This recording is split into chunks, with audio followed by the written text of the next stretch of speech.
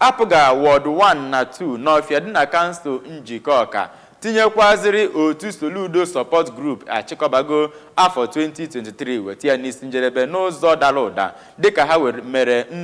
nzukọ mmechi afọ ha na oriri na ọṅụṅụ. Ya bụ nzukọ bụ agba nke isi ya kemgbe o ji wee malite bụ nke ọnwa Nọvemba ndị APGA na n'Ọfịa mere were ọnọdụ na ngwurube onye na-achịkọba ha bụkwazi onye isi oje ozi nyere gọvanọ Chukwuma Soludo bụ Maazị Chinedu Nwoye. Ngozi Obileri jere ya bụ mmemme n'afa ABS. Gere akụkọ wetara anyị.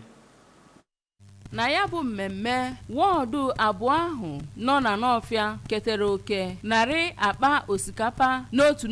na ₦2,000 nke enyere ha ka ha wee merube mmemme ekeresimesi. Otu ọnụkụ APGA abụọ ahụ dị na n'Ọfịa ya na ndị batara ọhụụ n'ime ya bụ otu ndọrọndọrọ ọchịchị bụ ndị anọrọ n'oge ahụ wee nyejuo nri dị iche iche na mmanya dị iche iche afọ. Ka ọ na-agwazi ha okwu, Maazị Nwoye bụkwa osote Chief of Staff nke gọvanọ Soludo na onye chịkọbara otu a na-akpọ Soludo Support Group kọwara na gọọmenti APGA n'okpuru gọvanọ Soludo anaghị alaghachi azụ ịhụ na ndị otu APGA nwere aṅụrị gbara ọkpụrụkpụ na mpaghara Anambra steeti. Maazị Nwoye chetara ha na ụmụntakịrị na-agụ akwụkwọ na ụlọ akwụkwọ nke gọọmenti bụ ndị na-agazi akwụkwọ n'efu, nke bụ atụmatụ gọvanọ Soludo tụpụtara iji nyere ndị mmadụ aka, ma kwukwazi na ndị na-aga na nke ahafere n'aka ndị ụka na n'Ọfịa na-eritekwa erere agụmakwụkwọ n'efu bụ nke sitere n'aka ya nwa bụ Maazị Nwoye na kọmishọna na-ahụ maka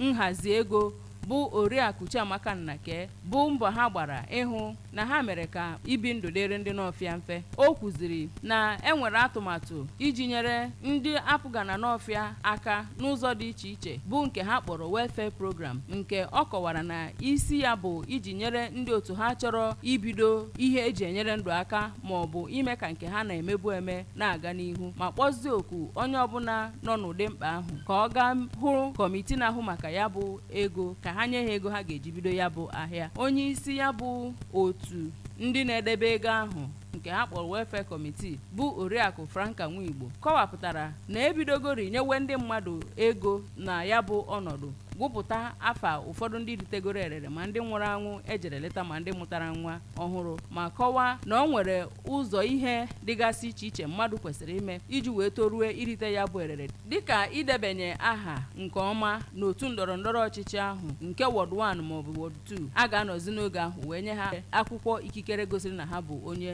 otu APGA. Onye isi ọchịchị nchere oge nke Njikọ Ọka bụ Maazị Clement Agụiyi ka ọ na-eto Maazị Nwoye na Oriakụ Nnake maka ịhụnanya ha na otu ha si elekọta ndị otu APGA anya na n'Ọfịa, kọwara na ọ bụ na n'Ọfịa ka a na-ahụ ụdị ihe akwada ma dozie ha ka ha na-aga n'ihu na-eme ya bụ omume. Na mmemme ahụ ka a nọziri wee kee osikapa ndị ahụ ya na oriri na ọṅụṅụ na ịgba egwu dị iche iche. Site na n'Ọfịa, abụ m Ngozi Obileri.